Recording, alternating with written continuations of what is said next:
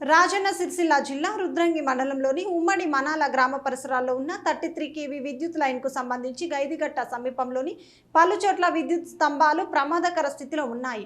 ఈ పోల్స్ ఎప్పుడైనా కూలిపోవడానికి అవకాశం ఉండడంతో స్థానిక ప్రజలు తీవ్ర ఆందోళన వ్యక్తం చేస్తున్నారు.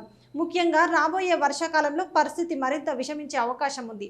ఎటువంటి ప్రమాదం జరగకముందే సంబంధిత విద్యుత్ శాఖ అధికారులు వెంటనే స్పందించి పరిశీలించి అవసరమైన మరమ్మతులు చేపట్టాలని కోరుతున్నాము.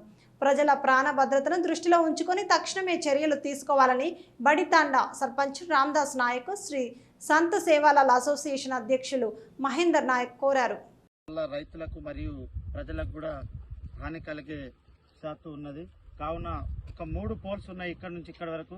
ఇది వరకు కూడా అధికారులు రాజన్న సిరిసిల్ల జిల్లా రుద్రంగి మండలంలోని ఉమ్మడి మానల గ్రామంలో గైద్గుట్ట నుంచి రుద్రంగి వెళ్లే రహదారి పక్కన ఇలాంటి కరెంట్ స్తంభాలు వంగిపోవడం వల్ల రైతులకు మరియు ప్రజలకు కూడా హాని కలిగే శాతం ఉన్నది.